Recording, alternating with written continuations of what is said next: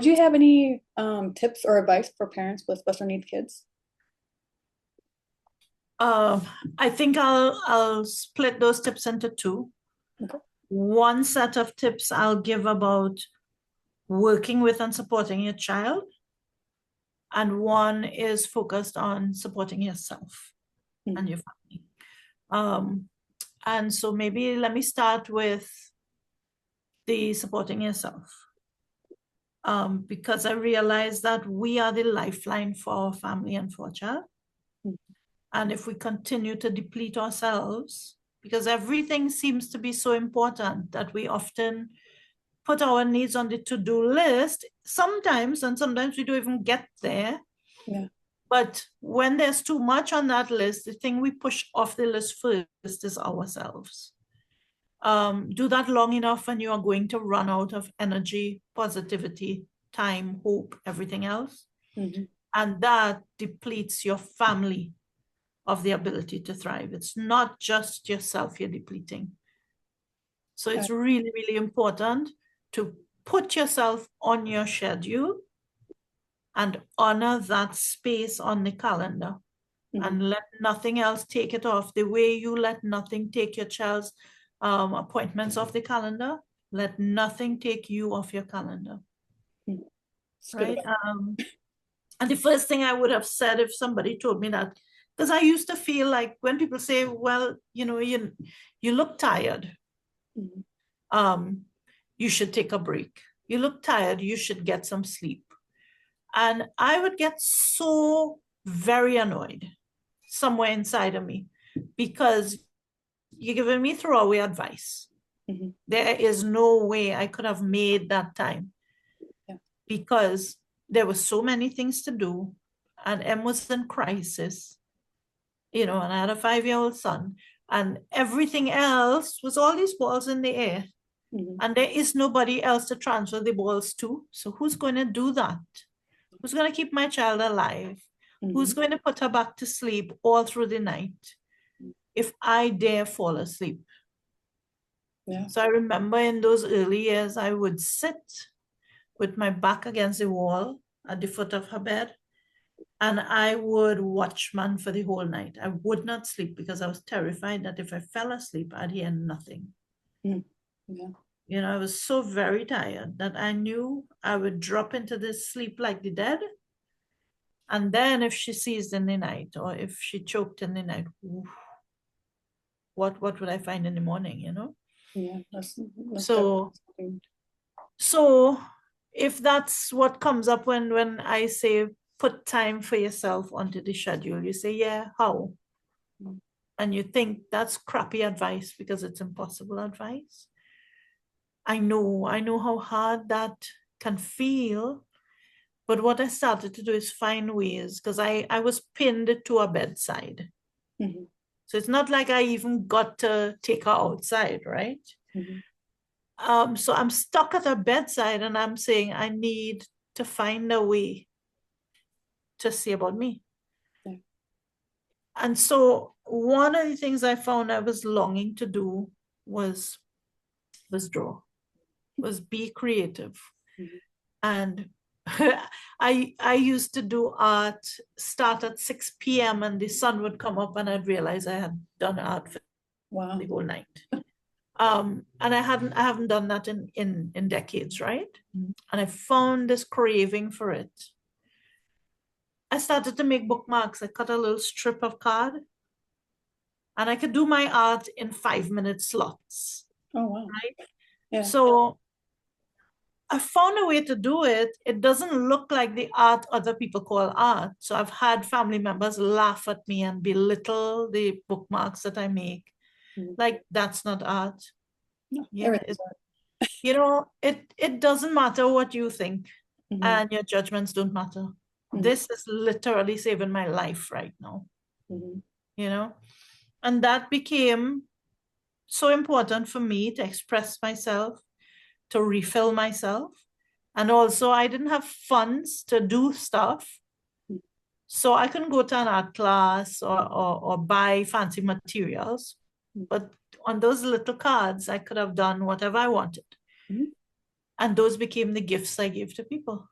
Oh, that's I great. couldn't afford gifts, and I would send these things to friends who showed up from around the world for me, new friends that I made. Mhm. And they'd get a bookmark in the mail, and it meant something to them. Yeah. You know? So that leads to the second thing that changed my quality of life, and that I think special needs parents need to do, and that is curate your circle. Mhm. Yeah. Just because somebody was in your circle before doesn't mean that they have lifetime membership to the circle. Exactly. Yeah. Right after M was hurt, lots of people just disappeared. Like they just became steam. Mhm. Never saw them, never heard from them. Yeah. And they used to talk to each other about us, but they never talked to us. Mhm. So it was a mutual admiration society outside to say, oh, you're so empathetic and you're so kind. But the people who should have seen the empathy and the kindness were not seeing it. Yeah. That hurt me when I realized it was happening. It was long after that I realized people had been playing that game. Mhm. And I felt really, really bereft. Mhm. And very angry as well. Yeah. And then I said, you know what? These people have done you a favor.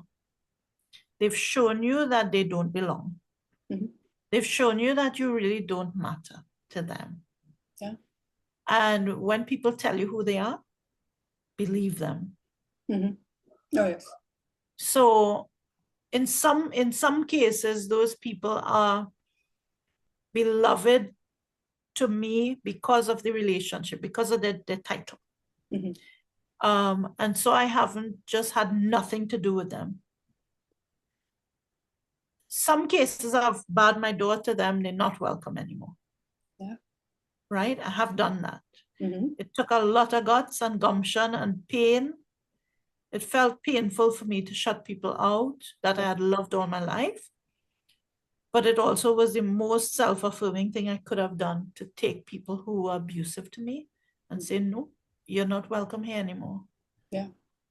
So that was one set of people, the ones who would come and who would be abusive, Mhm. because I was so longing for people to be present that I would take anybody, even if they treated me badly. Yeah. That has changed, and that's a great thing for me and my family. That's great. I mean, I'm glad you did that. And the second one is the ones who have just, maybe my life is messy.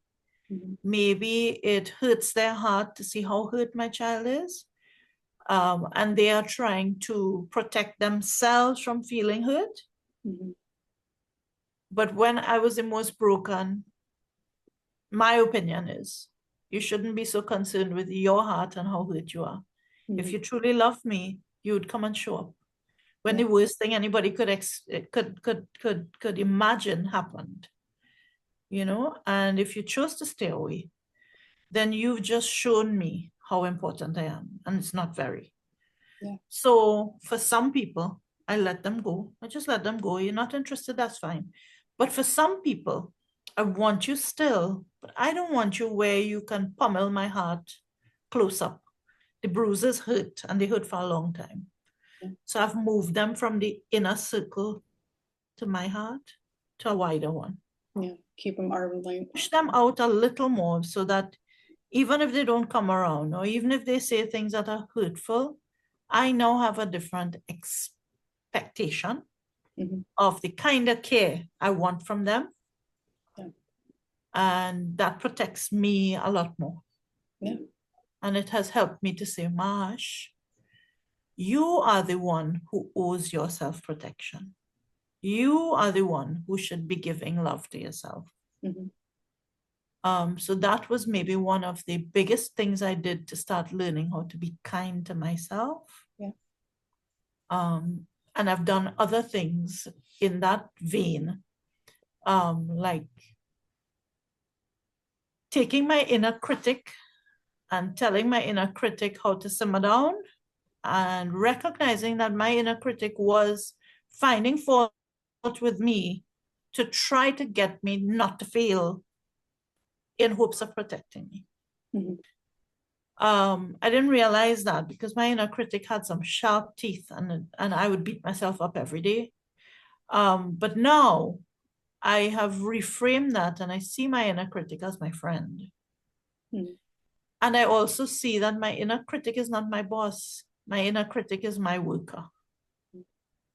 So I get to tell my inner critic, thank you very much for giving me that note. Have a seat now and be quiet. I'll bear that in mind. Mhm. Right? Because I'm the one who pulls all these different pieces of knowledge together, and I get to decide which data to use to move forward. Yeah. That to me is being kind. That to me is being empowered. That to me is growing in self-esteem. So those are the things that have totally changed the trajectory of where I'm heading. I'm still a work in progress for sure, but life looks much brighter. Yeah. So there are lots and lots and lots of pieces of advice, obviously, for special needs parents. Those are the big ones. Mm-hmm. And the last one before I shift to advice about helping our kids is you only need to do one thing at a time. Yes. We might have 3 million things clamoring, knocking, shouting, but you literally cannot work on 2 things at the same time and do them well. So how about you set priorities and you choose your top 5 for the day? Yeah. I don't have to chase 25 huge things because then I'm setting myself up to fail. So let me choose 5 important things. That way I work on the things that are most important, not the busy work. Yeah. Because I can run out of energy and never get to do the things that would have made me feel that I won the day. Yeah, that you accomplished it, yeah. Yeah, what's going to help me end this day saying, this was a day well spent. You know? And often it is, what's a really important thing I need to do with them? What's a really important thing that I need to do with my family relationship, which is my husband and my son? What's something I need to do for me? What's clamoring for attention at work?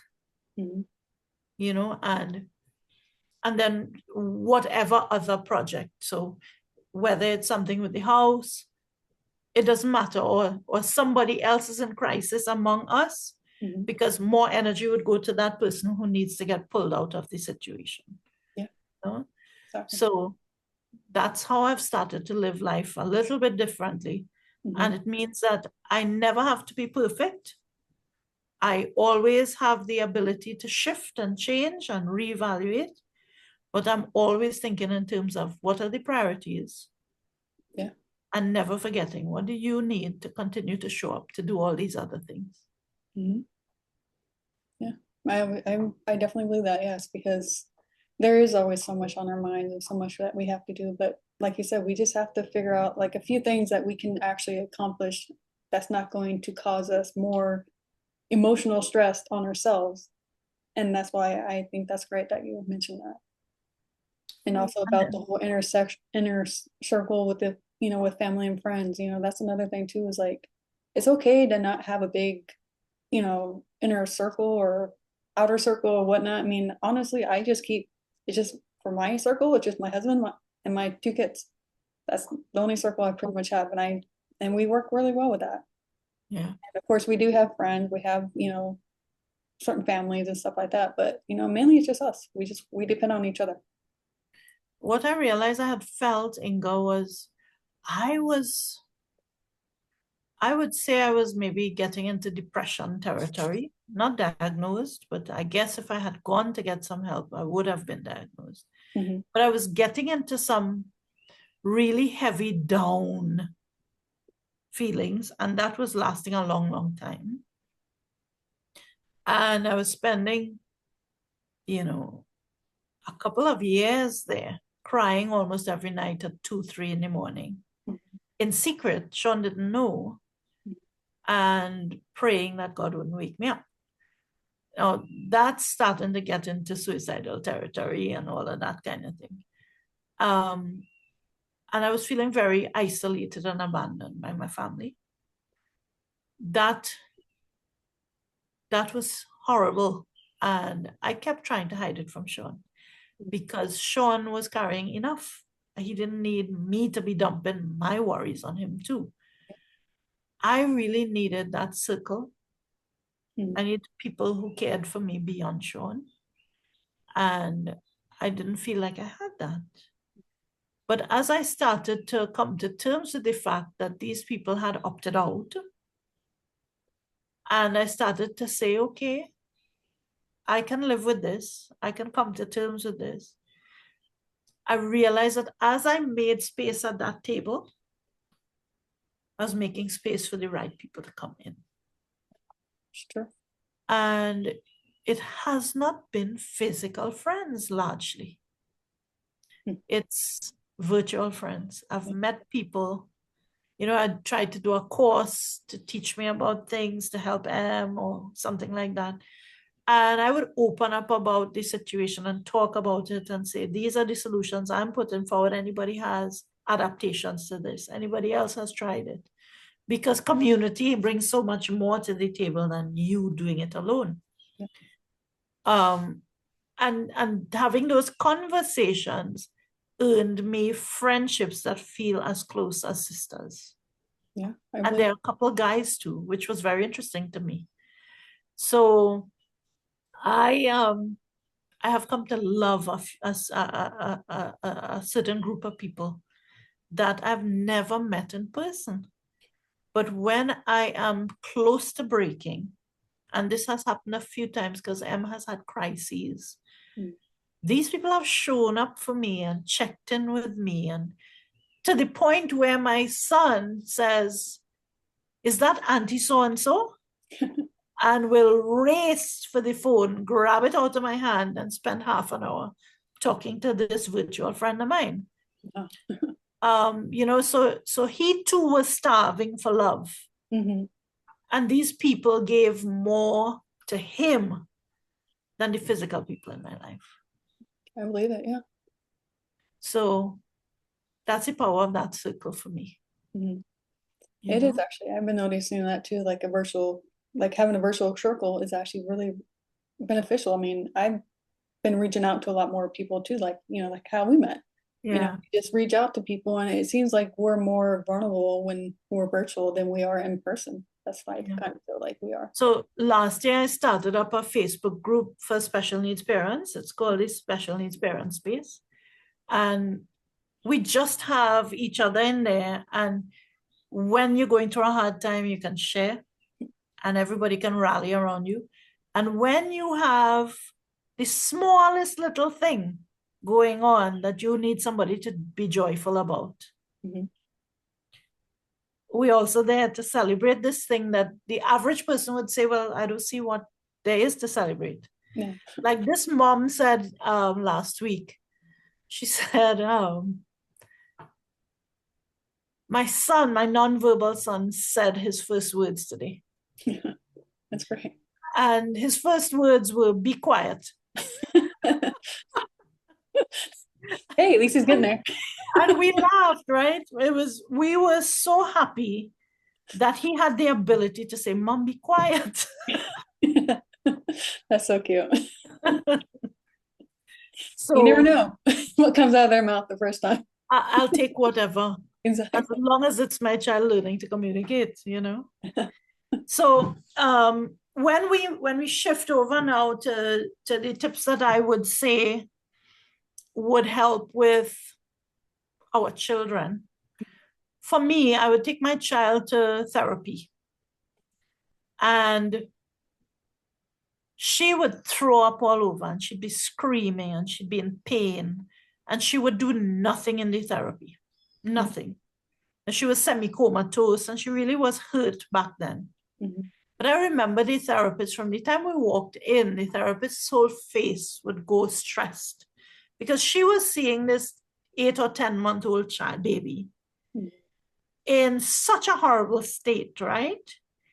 And she, I think, didn't have much hope that the child could recover. And so to her, it was torturous. Yeah. So she would cry through the whole thing. Hmm. While she's trying to work with us, she's crying and Wow. she's stressed. Mm. And of course, her energy, Emma feels this. Mhm. So Emma knows this person is not hopeful about me. This person thinks that I'm a lost cause. Yeah. And Em does nothing for her. But then we would get home and I would try to do the same things that the therapist had tried to do. Mhm. And Em would do them for me. Hmm. So I'd go back and I'd say to the therapist the next week, well, Em did it. Yeah. And she said, no, I don't believe it. Hmm. Until I recorded it and I showed her the video. And then she had no choice but to say, oh, yeah, I see Em doing it. And I see Em persevering and doing it again and again and again. Yeah. And I see Em laughing while she's doing it. Right? Yeah. So that's the power of you paying attention to the vibe of the person working with your child. Yeah. That's the power of you too, understanding that sometimes you are the best person to work with your child. Yeah. And that the word work may not be the right word. Because when many therapists have told me, it's going to be painful, Mhm. force her. Yeah. Make her do it even if she's crying. Well, I can't because she'll seize, Mhm. right? Because I'm overloading her and she's going to seize. So it's not the same like a regular child. Mhm. And then I started to say, well, why should it be painful? Yeah. Can I come at it from what can she do? Mhm. What is Emma able to do? What does she like to do? Mhm. Can we start in this place where she's comfortable and slowly take her into stretching those skills or adapting those skills Yeah. so that she grows from where she's good? Mhm. Instead of putting her into something that feels so foreign, so painful, so scary, so much like you're being forced into territory that's totally scary and new. Yeah. Let's come from the other side. Mm. And that changed everything for us. The minute we started to say, want to have fun? Mhm. Want to play? Yeah. Ready to laugh today? And so therapy time for us, intervention time for us, Mhm. is introduced with words like it's playtime, Mhm. right? Yeah. Ready to laugh, want to have a story, Mhm. and giving her the choices, and she will choose which one. Yeah. And then you embed the learning in there. You embed the skills development Yeah. in Exactly. there. And I don't have to have a degree in physiotherapy to do a good job with my child. Exactly. Yeah. We know we can, like you said, we learn how to step out of the box, think out of the box and go, okay, well, this is working right now. And we'll just continue that and just see how it goes and then like, we don't want to put our kids in any kind of stress. And so we Mhm. always try to think of other ways of trying to get them to go, okay, like you said, let's do playtime. Let's do, all the stuff to make it more of a positive thing than a negative thing, so that where she doesn't stress out and go, okay, well, why am I doing this when it's stressing me out? And why am I doing this if it's causing me, like certain pains here and there? So that's Yeah. great that you were able to think out of the box and go, okay, let's do this. And also I'm glad that you spoke up to the therapist too.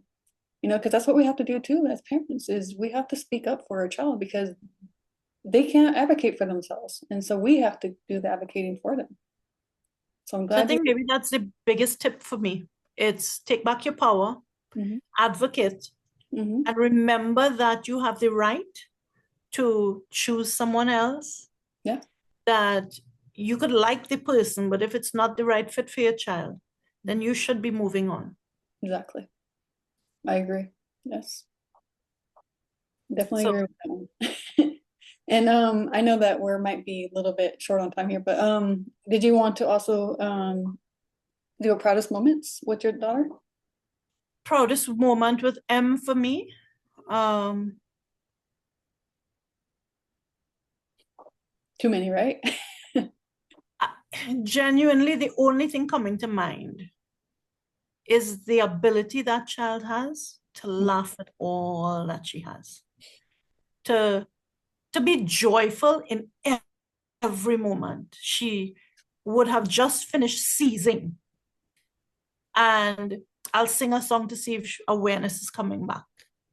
You know, there are some songs she loves, so I'll see if I get a little smile, I know.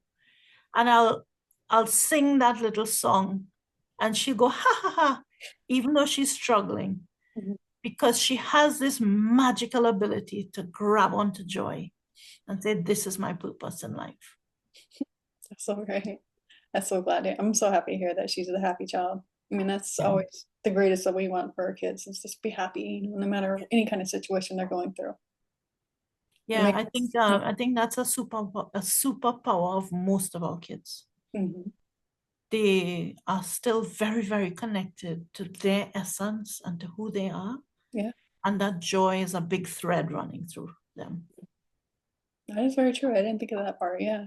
With special need kids, they're always like they have that feeling that, okay, well, you know, no matter what, I'm gonna be happy. I'm gonna, you know, see this world differently. I'm going to achieve what I can, you know, and I'm gonna prove people wrong. Yeah. And that's exactly why I sat down and I wrote Lighting the Path, which was my book. And I don't call it the name Lighting the Path. I call it Emma's book because it's a translation of what I think she came here to teach. Mhm. Yeah, they do teach us. Yeah. That is definitely for sure. I mean, that's why I'm like I always say with my son, he's constantly teaching me every day something new, something that I should have, you know, like when I didn't know, like when you're younger, you know, when you have your own, you don't have kids or anything like that.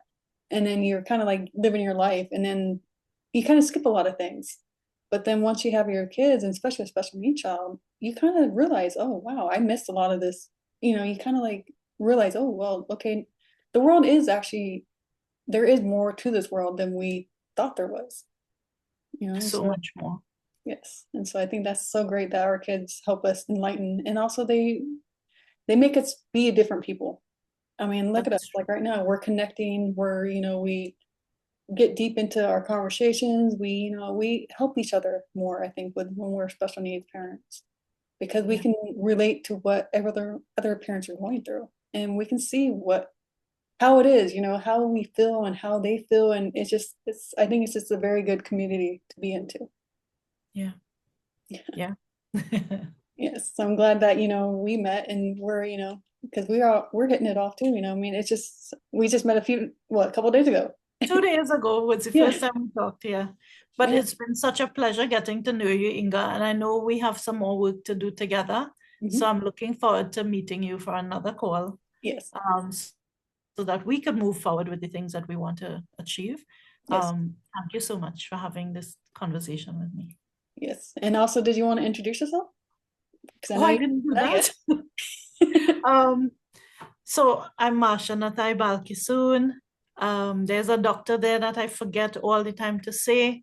Um, I'm I'm an industrial engineer by training, but becoming a special needs parent really put that way behind. Mhm. Special needs parenting has become my purpose, um, and helping special needs parents like us has become a second part of that purpose. I believe that we walk through this dark place, and when we find light, it's our job to help to spread that light to other parents who are struggling. I think we have people one step in front of us and one step behind us. And if we just reach our hand out, we'll find somebody ready to support us, and we'll be able to support somebody else. Yeah, that's great. Yeah, that's very true. And I'm glad you mentioned that because that is very true. How we, you know, like you said, there's always one person behind, one person ahead, and we just got to figure out, you know, who can help us in certain situations and Yeah. definitely take advantage of that kind of thing. Because I mean, we are willing to help each other. We just have to reach out and, you know, tell them that, you know, I know it's hard for some people to actually say, okay, well, you know, I need this help, or I'm struggling in this, or I'm, you know, they don't feel like they're doing the rightest thing for their child. So Step. I'll be sure to give you a couple of links because I have lots of free resources for special needs parents. I think I've been developing that for about 5 years now. Mhm. And Okay. I also have some paid resources, like I'm a special needs parent coach. Mhm. So I give also longer term, deeper support. for the people who need somebody to really be there, for the long term with them. Mhm. But you get lots and lots of free support as well. Okay, great. Yeah, because I also, of course, I'll include a bio and also I'll include your links in the description. So everyone Thanks can so get with much. you and, get to talk to you and reach out. That's definitely, people need to reach out more, including myself. Thanks, Inga. Did you have anything else you had to share, by the way?